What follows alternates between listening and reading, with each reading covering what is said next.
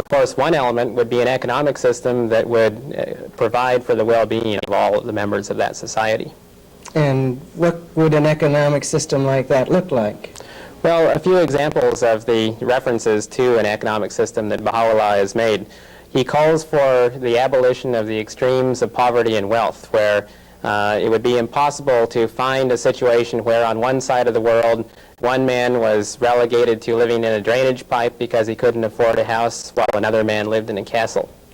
Baha'u'llah provides for this kind of elimination of poverty by saying that every person must seek for himself or herself a job or a profession or trade to earn a living that can support themselves and family. But if this is not possible, in the rare cases where this is not possible, then it is society's responsibility to provide for the well-being of all of its members. You mentioned that one of Baha'u'llah's teachings was eliminating the extremes of wealth and poverty. I'm curious how the Baha'i faith intends to accomplish that. Well, a lot of people have that question because they look around and they see what looks like very limited resources in the world.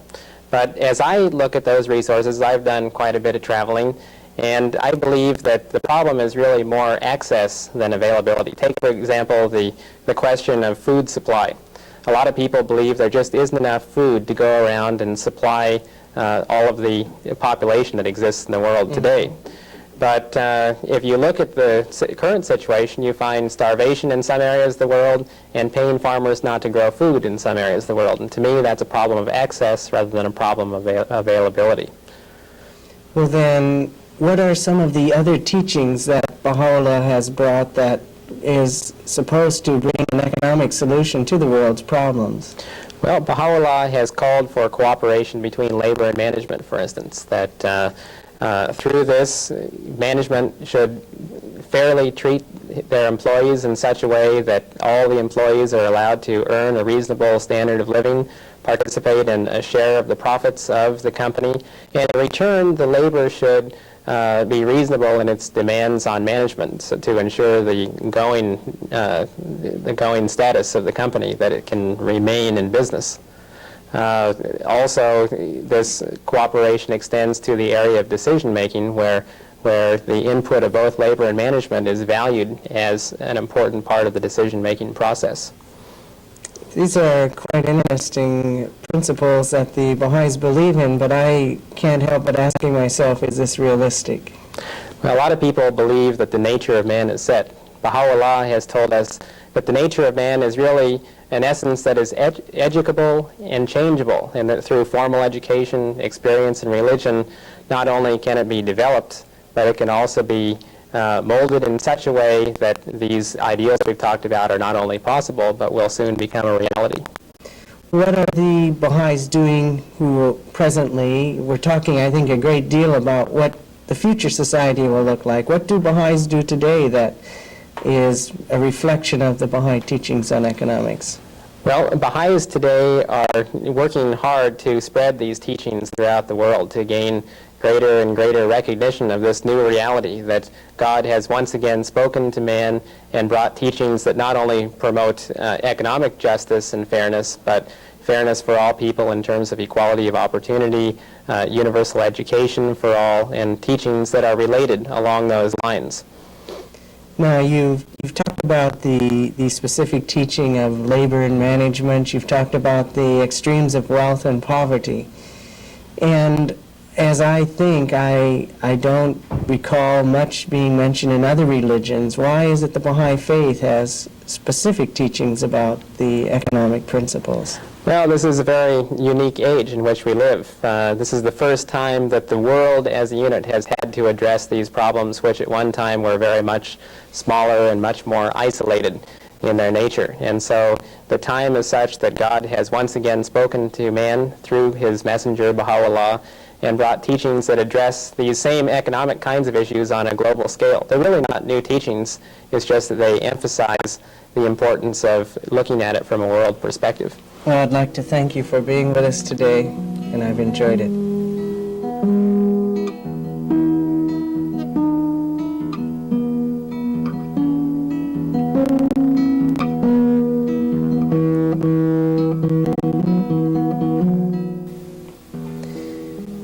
have heard many different talks on the Baha'i faith and various Baha'i principles. We now have Marvin Hughes, who is going to give us an overview and talk about how the Baha'i faith intends to bring about world peace. Marvin, how does one expect to accomplish peace through religion when in the past we've seen so many differences created because of religious beliefs? Well, first of all, Rod, there has to be some adherence to principle. There has to be some unity of concept. In the Baha'i faith, we talk about a unity of conscience, that this has to be widespread in the world, that there have to be people who are willing to follow the teachings of the manifestation of God, to enact them in their lives, and bring about these change through example.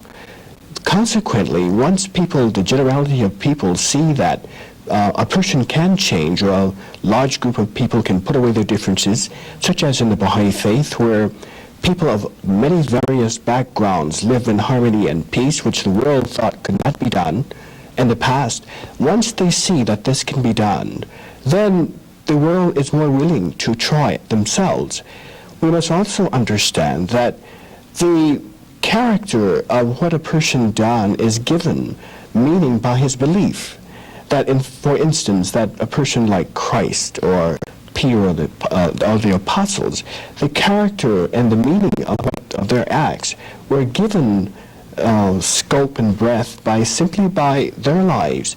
And when their lives changed, and the early Christians of that day, their lives changed, other people were willing to sacrifice to become a part of that movement because it lifted them above the mentality of that day. And this is, again, what the Baha'i faith will do. Instead of it being on a limited basis or a regional basis, such as it happened in Christianity or the other great religions, it will be on a worldwide basis this time. And so you're suggesting that world peace will be brought about through the transformation of the individual Baha'is? Certainly. There has to be a very strong desire within the individual to change. Now, there must also be knowledge of what this change is about. Baha'u'llah has brought the social teachings, he has brought new laws into society that will help us to facilitate this change in our lives and subsequently into society. Well, then, what specific teachings has Baha'u'llah brought to help establish universal peace? Well, he has said that, first of all, religion must be contained within administrative order, within an order, that it cannot flow like air or whatever. It must be channeled within an order, and he has brought an administrative order. He has brought world courts, legislature, these kinds of activities which the world is trying to, struggling with to develop now at this particular time, that I think that everyone recognizes, just as the United States, for instance, could not live in antagonism with between states, that the whole world, we're at this point with the advance of science, that science has eliminated and eradicated the barriers that have existed between us. We can no longer live as though we are eons and ages away from each other. That we can, within a few hours, we can be all around the world. So, just as in the United States, we have to begin to see the world in the size that it really is. And this means then, for the teachings of Baha'u'llah, must be applied. We must have common languages, values, and morals, and etc., in order to facilitate. Okay, but then in the past we've seen that history has been filled with wars and hatreds and division. I'm really wondering, is peace possible? Certainly peace is possible, Ron, because the reason that the wars have been because people have veered away from the teachings of the Prophet. There have been great civilizations built in the past. The great Islamic civilization, the Byzantine, which was the came about through Christianity, Judaic, but all of these was limited. These were limited in scope. Consequently, they never reached other parts of the world, and people thought that, well, because the Muslim refers to God as Allah, we refer to God as God, that there is a basic difference in man.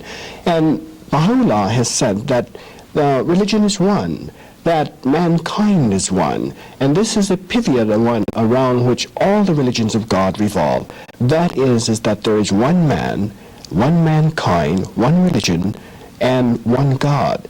You see that this eradicates tremendous differences among people to feel that we are one.